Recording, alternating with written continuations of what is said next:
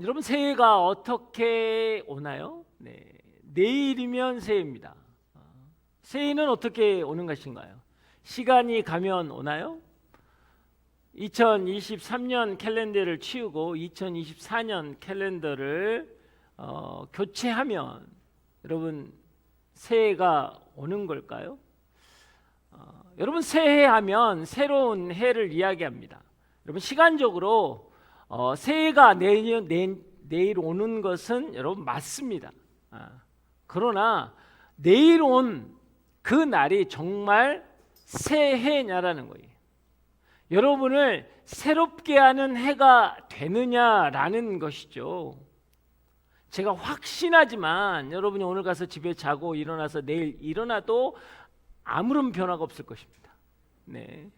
여러분의 얼굴이나 여러분의 키로수 하나도 모르겠어요. 오늘 저녁에 왕창 먹고 자면 키로가 좀 변화가 있을지 모르겠지만 여러분 인생에 전혀 변화가 없을 겁니다. 여러분의 부모님 안 바뀌어 있을 것입니다. 여러분 인생 전혀 안 바뀌어 있을 것이에요. 여러분의 직장 상사도 안 바뀌어 있을 거라고요. 새해 새 것은 없다라는 겁니다. 자, 성경에서는 그래서 전도서 1장에 뭐예요? 해 아래 새 것이 없다라고 말씀하시는 거예요. 여러분, 우리가 인생을 살아가면서 정말 새롭게 되고 새해를 맞이할 수 있는 것은 하늘의 것을 사모할 때입니다. 그래서 이사야서 43장에는 보라, 내가 새 일을 행하리라 라고 되어 있는 거예요.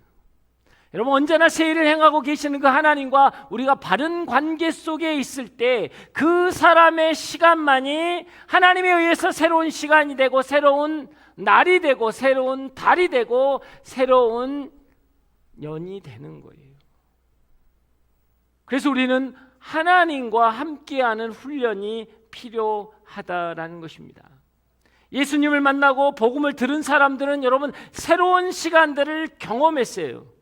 세리 레위가 예수님을 만나고 전도자 마태가 됐다고요. 이거는 그의 인생에는 완전히 새로운 시간이었어요. 그냥 길거리에 앉아서 세금을 걷던 그가 예수님을 만났습니다. 나를 따르라 할 때 그 모든 것을 버리고 예수님의 제자가 되는 순간 그 사람은 새로운 해가 된 거예요. 새해를 맞이하는 거예요. 새롭게 되었다라는 것이죠. 속이는 야곱이었습니다. 그 야곱이 하나님을 만나고 나서 그는 하나님을 이기는 분이다 라는 이스라엘로 바뀌었다라는 거예요. 그의 인생에 새로운 시간들이 되었다라는 것이죠. 우리가 잘 아는 핍박자였던 사울이 다메섹의 샘으로 가고 있을 때 주님을 만나고 난 다음에 그의 인생은 사명자 바울로 바뀌었다라는 거죠. 새로워졌다라는 것입니다. 그런즉 그리스도 예수 안에 있는 자에게는 새로운 피조물이 되었다라는 그 하나님의 말씀, 보라 이전 것은 지났으니 새 것이 되었다라는 그 말씀이 우리 안에 있을 때 우리는 새롭게 되는 것입니다. 내일도 여러분 묵은 해를 가지고 가지 않기를 바랍니다. 여러분의 인생에 하나님을 통해서 새로워지는 놀라운 역사가 있길 주의 이름으로 축복합니다. 예수님의 부활 사건 그 외에 유일하게 여러분 사복음서에 다 나오는 사건이 오병이어의 기적의 사건입니다. 그래서 예수님의 기적 중에서 가장 으뜸인 기적이라고 이야기할 수 있죠. 저는 오늘 예전에도 이런 부분을 한번 나눈 적이 있는데 이제 한 해를 마감하면서 다시 한번 우리가 우리의 삶을 돌아보기 위해서 이 본문을 택했습니다.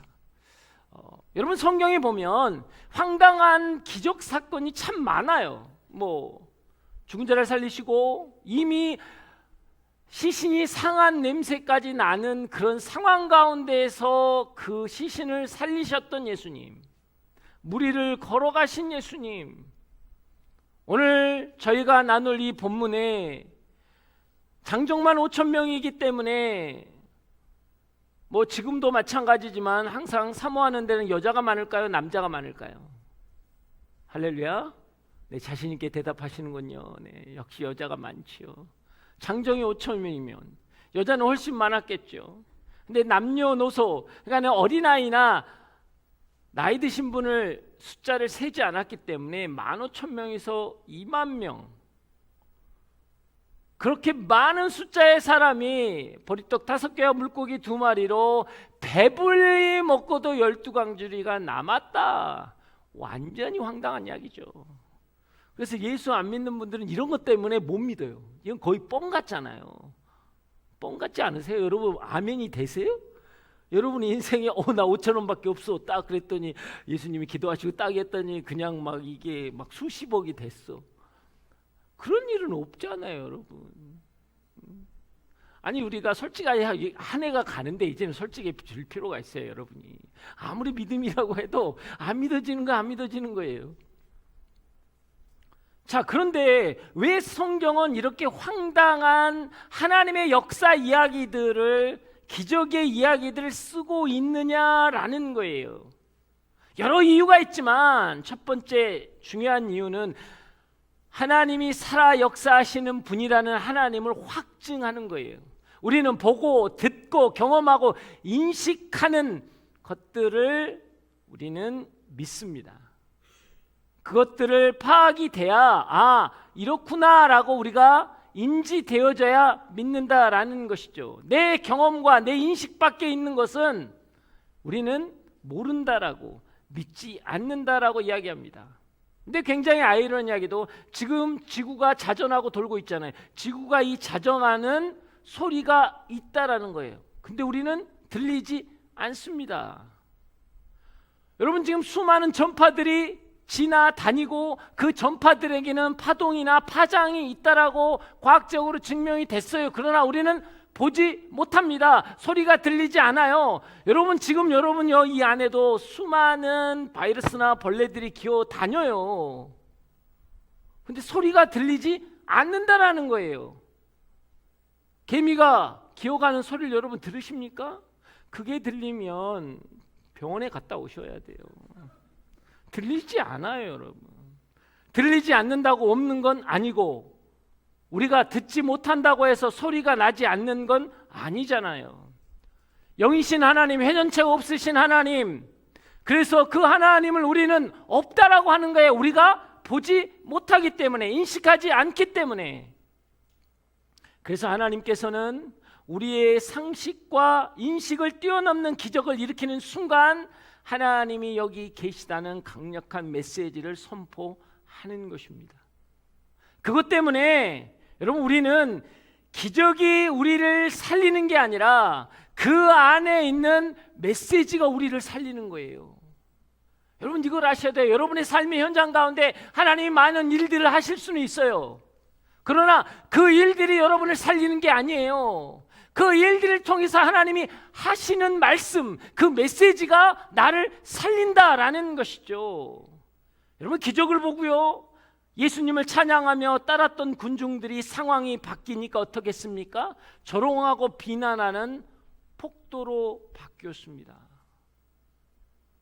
따르던 군중이요 갑자기 침을 뱉고 뺨을 때리는 폭도가 되었다고요.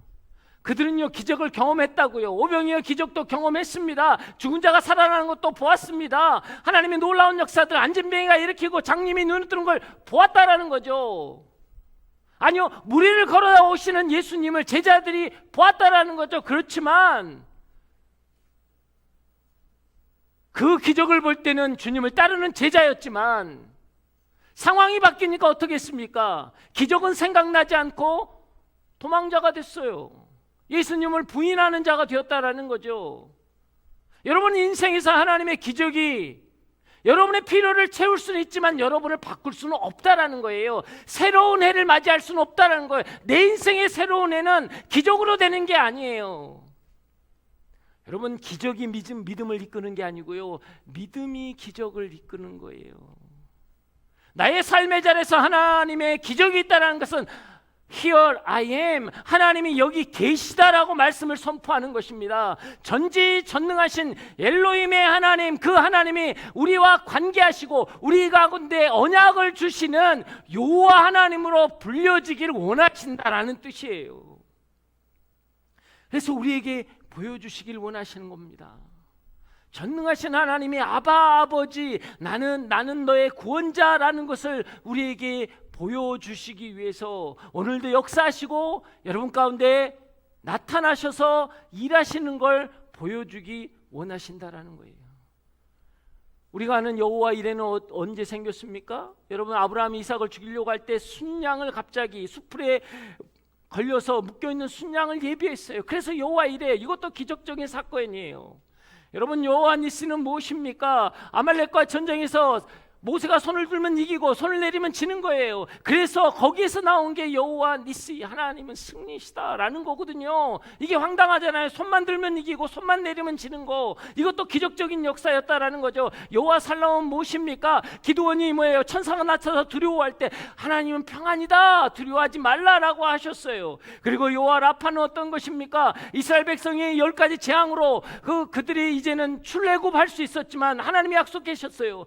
애굽에 내렸던 재앙이 너희들에게 내리지 않을 것이다. 약속이었다고요. 기적이었다고요. 하나님의 음성이었다고요. 이것들을 왜 주셨냐는 거예요. 이것들이 왜 주셨냐면 여호와 삼마, 하나님이 거기 계셨다, 너희 인생 가운데 계셨다라는 걸 여러분 보여주기 위한 거라는 거예요. 지난 1년 동안에 여러분의 기도나 여러분의 삶의 자리에서 하나님의 음성을 듣고 하나님을 경험하고 하나님의 역사하심을 내가 체험한 인생이었다면 여러분이 가져야 할 오늘 하나님의 음성은 무엇입니까? Here I am, 내가 여기에 있다, 내가 너와 함께한다 라는 것을 하나님이 이야기해 주시기 원한다는 거예요. 여러분, 그것을 믿으십니까? 지난 한 해를 보내면서 여러분의 삶의 자리에서 하나님의 음성을 들었거나 하나님이 하신 일들을 경험했다면 여러분은 오늘 분명히 선포하셔야 돼요. 하나님이 여기 계시고 하나님이 나와 함께 하신다고. 그 하나님이 나와 함께 하신다고. 그래서 여러분, 메시지가 여러분을 살리는 거예요. 기적이 여러분을 살리지 않아요. 죽은 자를 살려내도 그 사람은 죽습니다. 그러나 그 영혼이 주님을 바라볼 수 있다면 영원하신 하나님의 나라, 그 가운데 거하는 자가 되기 때문에 인생은 달라진다라는 것입니다. 두 번째는 무엇입니까? 죄로 무너진 것들을 회복시키기 원한다라는 거예요. 예수님이 활동하던 시대에는 여러분 율법주의가 너무나 강했습니다. 그래서 바리새인이나 서기관들은 무엇입니까? 행위의 모습으로 의롭다는 걸 증명했어요. 눈에 보이는 것으로 선악을 판단했습니다. 그래서 부정한 것은 죄로 결부시켰어요.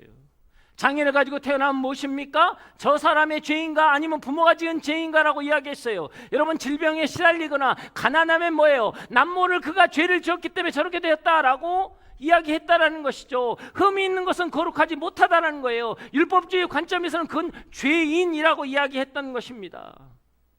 그래서 장애인들은요, 성전에 들어오지 못했어요. 하나님의 이름으로, 율법의 이름으로 부정한 자의 취급을 받았기 때문이에요. 그 장애인들이 여러분 아프고 힘들었던 건 뭐냐면 사람들의 시선이기도 하지만 하나님으로부터 버림받았다는 저주받은 인생이라는 것 때문에 힘들고 고통스럽거든요. 그들을 위해서 오늘 하나님은 기적을 선택하셨다라는 거예요. 여러분, 기적은 초자연적인 거예요. 인간이 범죄를 통해서 질병과 아픔과 고통을 겪게 되었을 때 영혼들을 구원하시기 위해서 친히 당신이 만들어 놓은 자연의 법칙을 깨면서까지, 질량 보존의 법칙을 깨면서까지 하나님은 그 영혼 가운데 역사하시겠다라고 말씀하시는 거거든요. 고통과 절망, 가난과 상처, 대물림으로 이어지는 현실 삶 속에서 너무 힘들어서, 내가 너무 힘들어서 내가 왜 이렇게 힘들게 살지? 이게 우리 조상들이 그렇게 잘못했나? 아니면 내가 무슨 죄가 그렇게 많아서인가?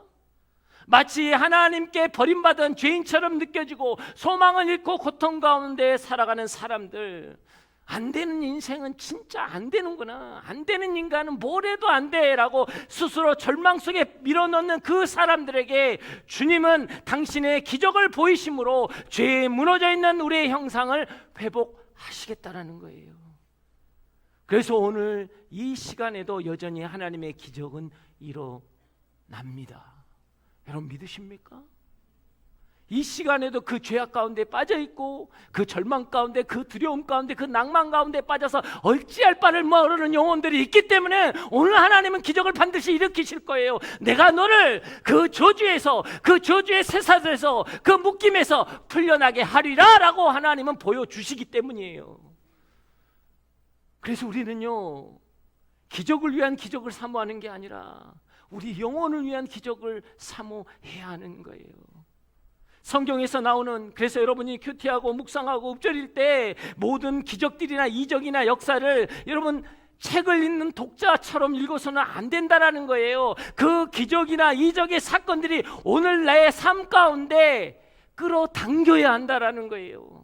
오늘 내 가정 가운데 끌어당기셔야 돼요. 여러분의 인생의 자리에, 여러분의 직장이나 여러분의 학업이나 여러분의 공부 자리에 여러분이 그걸 땡기셔야 돼요. 하나님의 기적이 오늘 우리 가족 가운데, 내 인생 가운데, 내 삶 가운데 있게 하여 주시옵소서. 주님은 당신의 기적을 보여주심으로 죄로 무너진 그들의 형상을 회복하기 원하신다라는 거예요. 왜냐하면 기적은 단순히 초자연적인 사건이 아니라는 거죠. 우리와 함께 하시고 역사하시는 임마누엘의 하나님, 자기 백성을 죄에서 구원하시는 예수 그리스도의 이야기이기 때문이에요. 여러분, 우리가 다시 한번 한 해를 되짚어 보면서 다시 한번 여러분이 그 상황을, 그 현상을, 그 자리를 묵상하셔야 돼요. 임마누엘 하나님이 거기 계셨고, 죄의 사슬에서 묶인 그 죄의 사슬에서 풀리게 하시는 예수 그리스도가 거기 계셨기 때문입니다. 오늘 우리에게는 동일하게 오병이어의 기적이 필요합니다. 빈들에 수많은 사람들이 해가 저물었는데 먹을 게 없는 상황입니다. 계획하지 않았어요. 굉장히 우발적으로 그들이 모이기 시작했어요. 아무런 준비가 없습니다. 재정적으로, 상황적으로 도저히 해결할 수 있는 방법이 없다라는 거예요. 여러분, 그렇잖아요. 우리는 코로나를 잘 견뎌왔어요. 코로나면 지나면 잘 되겠지 하지만 여러분, 상황이 더 어려워졌잖아요. 코로나가 지났지만 경제적으로는 더 어렵습니다. 매일 뉴스에서는 부도가 어디서 났다, 뭐가 났다, 수많은 어려운 것, 내년은 더 어려울 것이라는 메시지를 우리는 받고 있다라는 거죠. 여러분, 어떻습니까? 도저히 우리 힘으로는요 해결할 수 없는 상황이에요. 경제 문제, 직장 문제, 가정 문제, 나 한 사람이 어떻게 한다고 해서 해결할 수 있는 문제가 아니잖아요. 그래서 오늘 우리에게는 오병이어의 역사가 필요한 거예요. 하나님의 역사가 필요한 것입니다. 우리 한 사람으로 어떻게 할 수 없어요. 이 상황을 우리가 어떻게 할 수 있겠습니까? 우리가 내년에 기도해야 할 것, 내년에 선포해야 될 것이 그런 거라는 거예요. 어떻게 하면 우리 속에 오병이어의 기적이 경험될 것인가? 34절 말씀입니다. 할렐루야. 자막이 준비가 됐나요? 네, 다 함께 한 목소리 읽겠습니다. 시작. 예수께서 도착해 많은 사람들을 보시고 목자 없는 양들 같은 그들을 불쌍히 여겨 그들에게 여러 가지로 가르쳐주기 시작하셨습니다. 무리를 보자 목자 없는 양같이 불쌍히 여기셨다. 원어적은 스프랑크레조마이라는 건데요, 창자가 끊어질 것 같은 마음이 들었다라는 개념이에요. 사복음서에 다 이루어져 있는 위대한 기적의 출발은 하나님의 마음으로부터 시작됐다는 거예요. 여러분의 상황으로부터 시작되지 않아요. 하나님의 기적은, 하나님의 역사하심은 나의 형편이나 나의 상황, 나의 영적인 태도에서 있지 않고요, 하나님의 마음으로부터 시작된다라는 것입니다. 마태복음 18장에 보면 주의 잃어버린 한 마리의 양에 대해서 주님이 이야기하실 때 이렇게 이야기합니다. 이와 같이 작은 자 중 하나라도 잃는 것은 하늘에 계신 너희 아버지의 뜻이 아니니라. 목자 없는 양들은요 맹수의 공격을 받아서 죽을 수밖에 없는 거예요. 그래서 오늘 예수님은 양을 치는 건 사역이 아니라 생명이라고 이야기하는 거예요. 여러분에게 다가가는 것은요 어떤 사역적인 측면이 아니에요. 이렇게 살아야 된다, 저렇게 살아야 된다, 거룩하고 순결하고 정직하고 온전하게 살아야 된다라고 하나님 말씀하시는 거 아니에요. 너에게 생명이 있기에, 생명 있는 존재에게 나에게는 너무나 소중하다라고 이야기하시는 거예요. 성전 미문에 앉아있던 그 안진뱅이가 베드로가 가면서 그를 일으킬 수 있었던 이유는 뭐예요? 왜 갑자기 일으켰을까요? 매일 여러분 성전을 들어갔습니다. 그래도 매일 그를 보았겠죠. 그런데 어느 날 갑자기 그를 일으키는 사건이 있었어요. 왜? 안진뱅이를 향한 하나님의 마음을 알았기 때문이에요. 육체적인 질병 때문에 예배가 무너져 있는 그 영혼을 향한 하나님의 애통한 마음을 보았기 때문에, 여러분 그걸 아는 거예요. 죽을 수밖에 없는 인생에 대한 애통함이 있기 때문에 독생자가 온 거라고요. 여러분들이 죽어가는 모습이 하나님께는 애통했기 때문에 예수 그리스도가 이 땅에 오신 거라고요. 여러분, 그 안진뱅이가 고침을 받고 뭔 일을 했나요? 와, 이제는 일어났으니까 열심히 일하고 돈을 벌고 집을 사고 내 인생을 살겠다. 아니요. 너무나 재밌는 것은요, 그가 장애를 가졌기 때문에 성전을 들어갈 수 없었어요. 성전은 예배의 장소가 아니고요, 자기 생활고가 채워주는 구걸하는 장소였다고요. 근데 그가 기적을 경험하고 새로움이 시작되고 나서 그는요, 성전에 들어가서 하나님을 찬양했다라는 거예요. 더 이상 이건 생활고의 문제가 아니라 나는 이게 예배의 장소가 되었다라고 선포한다라는 거예요. 예수를 만나면, 예수의 생명이 내 안에 들어가면 우리에게는요, 여러분의 장소들이 생활고고 내가 그것을 위해서 벌어먹고 사는 내 장소지만, 아니요, 새로워지고 새해를 맞이하는 영혼들은요, 그곳이 여러분 예배의 터가 되는 거예요. 그게 새로워진 사람의 모습이라고요. 묵은 인생은요, 여전히 구걸하는 거예요. 내가 살아남기 위해서 더 비참해지고 더 비굴해져도 그 사람의 시선 가운데 동정심을 받아서 먹고 살아야 되는 인생이었다고요. 그러면 어떻게 해요? 나았으면 버젓이 나를 무시했어? 라고 세상 앞에 나가야죠. 아니요, 하나님 앞에 나갔다고요. 그가 그렇게 살았던 것, 하나님이 그를 만지시고 새롭게 했기 때문이에요. 구걸의 장소가 예배의 장소가 되었습니다. 2024년 여러분의 삶의 자리, 먹고 사는 자리고, 해야 하는 자리고, 어쩔 수 없는 자리고, 아픈 자리고, 힘든 자리고, 고통스러운 자리고, 그러나 예수님을 통해 예배의 자리가 되길 주 이름 축복합니다. 그게 하나님의 마음이에요. 그게 하나님의 마음이에요. 그 하나님의 마음을 하셔야 돼요. 여러분의 회복은요, 여러분으로부터 오지 않아요. 하나님이 그 마음을 이미 시작하셨어요. 여러분을 향한 애통함이 있기에 그것을 믿으시고 나아가길 주 이름 축복합니다. 말라기 1장 2절에서 3절 말씀 한번 읽어보겠습니다. 말라기서 1장 2절에서 3절 시작. 여호와께서 말씀하셨다. 내가 너를 사랑했다. 그런데 너는 우리를 어떻게 사랑하셨습니까? 하는구나. 여호와의 말씀이다. 에서는 야곱의 형이 아니냐. 그러나 내가 야곱은 사랑했고 에서는 미워했다. 그래서 내가 그의 산들을 폐허로 만들었고 그의 유산을 들짐승에게 주었다. 자, 요 말이 뭔 말이냐면 이거 간단한 이야기입니다. 하나님이 너를 사랑해. 오늘 이야기잖아요. 제가 이게 하나님의 마음입니다. 그런데 여러분이 뭐냐면 이렇게 힘든데요? 아니 이렇게 어려운데요? 이걸 하나님이 지금 사랑하셨다고요? 나 오늘 어제 너무 힘들었다고요? 지난주 직장에서 깨진 거 생각하면요, 하나님은 안 계셔요. 이 고백이거든요. 근데 이게 동문서답을 하는 거예요, 하나님께서. 이렇게 이야기하면 그래, 그거는 그 뜻이 아니고 그 상사가 곧 회개하고 돌아올 거다, 뭐 이런다든가, 뭐 걔가 좀 뭐 갑자기 질병에 걸려서 쓰러질 거다, 뭐 그러면 좀 더 감사하겠죠, 강력하게 오면. 할렐루야. 근데 그게 아니에요. 갑자기 야곱과 예수 이야기를 하는 거 웬 동문서답? 이게 뭔 이야기야? 야곱과 예수가 이게 뭔 관계가 있지? 그러면서 뭐예요? 야곱을 선택하셨다? 우리는 이미 창세기를 끝냈지만 제일 힘든 게 뭐냐면요, 편애의 개념이거든요. 편애했다. 하나님 그럼 야곱만 편애하면 예수는 뭐냐? 이 개념으로 생각하면 우리는 힘들어요. 그게 아니고 여러분, 선택의 개념으로 생각하셔야 돼요. 하나님의 사랑을 이야기할 때 어떤 이야기냐면, 자, 우리가 알지만 예수는 굉장히 남자답고 쿨했잖아요. 막 같이 재산이 많아지니까 어떻게 했어요? 야곱에게 좋은 땅 주고 예수는 산으로 올라갔잖아요. 좋은 사람이에요, 여러분. 장자라고요. 야곱은요, 속이는 자였고 약탈자였고요. 그의 인생에 있어서는 선택받을 조건이 단 하나도 없다고요. 이건 편애의 개념이 아니고 하나님의 선택을 이야기하는 거예요. 야곱을 봐라. 어떤 조건으로 봐도 얘는 선택받을 수 있는 조건이 단 1도 없다. 속이는 자고, 신앙도 없고, 불신하고, 아버지도 속이고, 자기 욕심에, 자기 이기심에 가득 찬 자다. 어디를 봐도 선한 게 1도 없는 그를 하나님이 선택하셨다라고 이야기하는 거예요. 이게 메시지는 뭡니까? 우리에게 하는 거예요. 나 사랑받지 못해. 난 하나님이 너를 사랑한다 하니까 제가 무슨 사랑을 받았어요 하니까 이 이야기를 하는 거라고요. 그래 너는 사랑받을 수 있는 자격이 없다라는 거예요. 본질상 진노의 자녀고 구원받을 수 없는 저주의 자녀라는 거죠. 정상적인 방법으로는 구원을 얻을 방법이 없다라는 거예요. 그래서 야곱이라는 거예요, 여러분.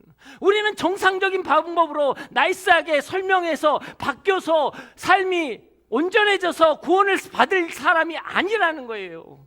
어디를 봐도 구원받을 자격이 없다라는 거예요. 그래서 하나님이 선택하셨다는 거예요. 이게 하나님의 마음이라고요. 여러분의 조건으로는 선택된 게 아니고요. 하나님이 선택하지 않으면 구원의 자리에 올 수 없기 때문이에요. 여러분, 우리를 한번 보시라고요. 우리 민족이 역사적으로, 문화적으로, 종교적으로 뭐가 가능한가요? 우리는요, 샤머니즘의, 불교의, 유교의 무당의 자녀들이라고요. 저희 어렸을 때는요, 저희 어머님이 꼭 이 대문에다가 바가지 올려놓고 칼도 이렇게 딱 놓아놨어요. 이게 무당 뭐 그런 게 있었고 귀신을 쫓아낸다고. 저희 어머님은요, 절까지 지었다고요. 어떻게 내가. 도저히 하나님의 선택이 아니고는 제가 하나님의 자녀가 될 수 없다고요. 그런 삶을 산 사람이 어떻게 하나님 앞에 나올 수 있겠냔 말이에요. 정상적으로 복음을 들을 수 없기 때문에 하나님이 선택하신 거예요. 이게 은혜고 여러분, 이게 사랑이고 은총이라는 겁니다. 그래서 하나님이 선택해서 여러분을 이 자리에 데려놓은 거예요. 이게 기적이라는 개념이라고요. 오늘 여러분이 이 자리에 와 있는 건 기적이라고요, 여러분. 전혀 반응이 없으시군요. 여러분 정말 여러분 삶을 좀 이렇게 뒤집어 넣어보면 좋을 것 같아요. 그 비디오로 딱 그래서 평상시 남이 없을 때 했던 행동들 지적하면서 그러면 차마 여기 뻔뻔스럽게 못 앉아있지요. 여러분 못 앉아있어요, 여러분이. 저는 정말 운전할 때 제 운전 습관만 여기 나와도 저는 부끄러워서 이게 막 카메라 출동 좀 이러고 다녀야 될 거예요. 제가 아닌데요, 막 소리 변조해가지고 어쩔 수 없었습니다. 막 이러면서. 하나님이 선택 아니면 저 이 자리에 올 수 없어요. 이게 기적이란 뜻이에요. 이게 기적. 죄로 무너져 있는 여러분에게 하나님이 창자가 끊어질 것 같은 긍휼함으로 선택하셨기에 오병이의 기적의 역사가 일어난 거예요. 5천 명을 먹었다? 대단한 일이다. 나에게도 그런 일이 일어날까? 이런 현상이 아니에요. 그런 메시지가 아니라고요, 여러분. 그러면 어떻게 해야 돼요? 긍휼한 마음이 아니라 와, 여기서 내가 한번 기적 일으켜서 이 사람들을 확 나에게 끌어야지. 그게 아니잖아요. 그들을 불쌍히 여겨서. 그래서 갑자기 시작된 거예요. 근데 너무나 재미있는 건 35절 36절 한번 읽어보겠습니다. 시작. 날이 저물어 가자 제자들이 예수께 다가와서 말했습니다. 이곳은 빈들인데다 시간도 벌써 많이 늦었습니다. 사람들을 보내 가까운 마을이나 동네에 가서 각자 먹을 것을 사 먹게 하시지요. 자, 왜 제자들은 이런 마음을 가졌을까요? 여러분 간단해요. 왜냐하면 오병이어 사건 앞에로 보면 누가복음 9장에 보면 그런 이야기 있습니다. 제자들 2명씩 짝지어서 복음을 전하게 했어요. 귀신을 쫓아내고 병을 고치고 여러분 능력과 권세를 나타내게 했습니다. 제자들은 가는 곳마다 복음을 전했고요. 사람들을 고쳤고 귀신이 나갔습니다. 기적과 이적이 있었어요. 근데 예수님이 그랬거든요. 두보로또 가져가지 말고 전대도 차지 마라. 돈도 가져가지 마라. 은혜가 넘치고 역사가 일어났는데요. 거지 전도형이었거든요. 조금 뭐 설교 시간에 이런 이야기는 좀 애매하지만 개고생했다고요. 개고생. 역사도 너무 좋았어. 좋았긴 했는데 너무 힘들었고 너무 힘들게 하고 왔어요. 그러고 딱 왔어요. 감동도 있었지만 이제 지친 몸으로 왔거든요. 그렇기 때문에 더 사역은 필요 없는 거예요. 더 사역은. 근데 갑자기 사람들이 모여든 거거든요. 뭐라고 그랬어요? 본문에는 뭐라고 그랬냐면 자, 너희들 너무 힘들구나. 이제는 쉬자. 자, 사역 끝났지? 마치 그런 거예요. 우리 MC들하고 막 전도 집회 했잖아요. 그렇게 MC들이 뭐 몇 주 동안 밤샘 작업하고 힘들게 했거든요. 그러고 나서 그냥 오늘 리트릿 가자. 그리고 딱 갔는데 갑자기 사람들이 모이니까 사역 전환을 제가 한 거지. 자, 집회 준비 다시 준비해라. 뭐 그럼 모르겠어요. MC들 저 내년에 사임하겠습니다. 대부분 이러겠죠. 이건 말이 안 된다는 거거든. 제자들이 지금 그런 상황인 거예요. 쟤들 보내세요. 이제 자실 만큼 하셨어요. 이제 날도 저물었고 그냥 애들 보내세요 라는 이야기인 거거든. 약간 짜증이 난 거예요. 왜냐하면 저희들도 귀신 쫓아봤다고요. 능력 나타났고요. 서에서 동쪽으로 막 번개가 떨어지듯이 그런 기적도 있었습니다. 이제 그만하시죠 라고 이야기한 겁니다. 근데 37절 한번 보겠습니다. 이제 그렇게 이야기하는데 37절 주님이 뭐라고 했냐면 시작. 그러자 예수께서 대답하셨습니다. 너희가 그들에게 먹을 것을 주라. 제자들이 예수께 말했습니다. 그러면 우리가 가서 200데나리온어치를 사다가 그들에게 먹이라는 말씀입니까? 자, 이 사람들 복음 전하고 이적을 기적을 했으면 사람들이 이렇게 모였으면 너희들 먹을 걸 주라고 뭐라고 그랬어요? 할렐루야 라고 해야 되거든. 근데 뭐가 나왔어? 주여. 아멘이 나온 게 아니라 오멘. 지금 장난해? 이거거든요. 지금 장난해? 이게 말이 안 되는 거거든요. 그러니까 바로 계산을 빡 한 거예요. 이렇게 많은 사람 200데나리 안 돼요. 200데나리나 먹어야 되는데 어떻게 해요? 그렇게 이야기가 나온 겁니다. 근데 예수님이 뭐라고 그랬냐면 너무 예수님이 순수하셔서 너희들에게 떡이 몇 개 있느냐라고 알아보라라는 거예요. 그들은 이야기하는 거죠. 우리 주님은 세상 물정을 몰라. 기도만 하신 분이야. 힘든 거거든 지금요. 상황이 그리고 제자들은 일단 그 마음을 가진 거예요. 현실감이 너무 떨어지는 거예요. 짜증이 나고 얄밉기까지 한 거예요. 그래서 물고기 2마리하고 보리떡 5개를 딱 내민 거예요. 이거밖에 없잖아요. 여러분 그 아이의 우리가 도시락을 드리는 아름다운 그 아이의 마음을 우리가 생각하지만 제자의 마음은 어떠냐는 거예요. 열심히 구해봤지만요 안타깝게도 이거밖에 없습니다. 이제 주님 그만하시죠 라는 거예요. 현실을 냉철하게 보라는 거예요. 우리도 못 먹었습니다. 우리도 그냥 힘들고 어렵습니다. 그냥 가시죠. 도저히 이 사람들을 해결할 수 없다라는 거예요. 예수님의 제자들은요 불가능한 현실, 불가능한 증거, 안 되는 이유만 가져왔다고요. 여러분 우리는 어떻습니까? 우리의 삶의 현장에서 수많은 불가능한 현상과 상황과 결과들을 대면하지 않았습니까? 여러분 지난 1년 동안 여러분은 어떤 일에 대면했습니까? 되는 일을 대면했습니까? 대부분이 안 되는 일이었어요. 어려운 일이었어요. 힘든 일이었어요. 내 가정이나 내 상황이나 경제적인 조건이나 어렵고 힘들고 어려운 마음이 힘들어서 확실한 믿음이 있잖아요. 안 될 거라는 거. 내년에 여러분 바뀔 걸 믿습니까? 없잖아요. 벌써 확실한 믿음이 있잖아요. 나는 이대로 갈 것이다. 나는 변하지 않을 것이다. 이미 너무나 안 되는 상황들을 많이 겪었기 때문이라는 거예요. 스스로 결정해 놓고 살아가는 거예요. 여러분 오늘도 제자의 마음처럼 우리 예배 가운데 오진 않았습니까? 주님 이것뿐이에요. 이게 내 현실이에요. 이게 내 상황이에요. 이게 내 형편이에요. 안 되는 일을 수백 가지, 수천 가지를 여러분 가지고 있지 않느냐라는 거예요. 뭘 한번 선포하고 비전을 선포했는데 여러분 마음에는 어떤 게 있습니까? 이래서 안 되고 이래서 안 되고 이래서 안 됩니다. 말씀은 좋죠. 좋은 말씀이에요. 해주시면 감사하지만 상황은 그게 안 돼요. 그래서 여러분 안 하는 거잖아요.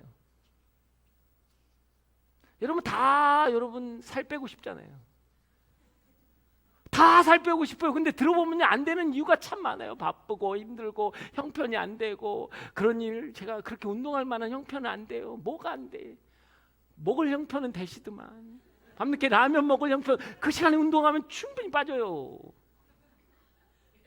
안 될 이유가 너무 많아. 안 될 이유가 많아. 여러분 그렇지 않다라는 겁니다. 오늘 하나님은 불가능한 증거를 기적의 도구로 삼으셨다라는 거예요. 불가능한 증거는 어린아이의 도시락이에요.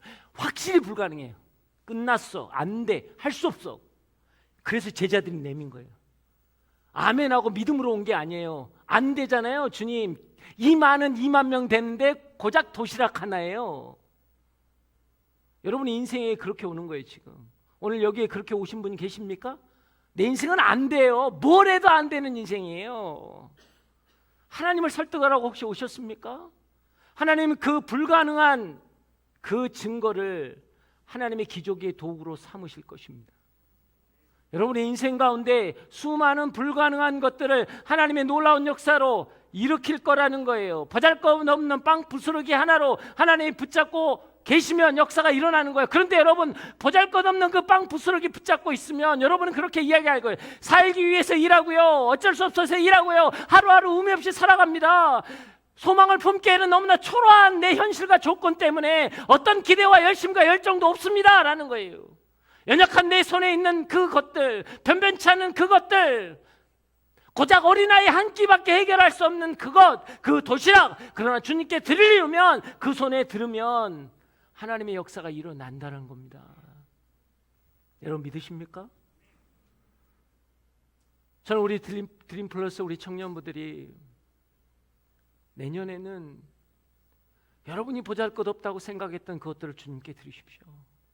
그리고 기적을 경험하십시오. 하나님이 살아계신다는 걸 경험하시고 어둠의 권세가 떠나가고 여러분 인생 가운데 자유케 되는 놀라운 역사를 경험하는 새해가 되길 주의 이름으로 축복합니다.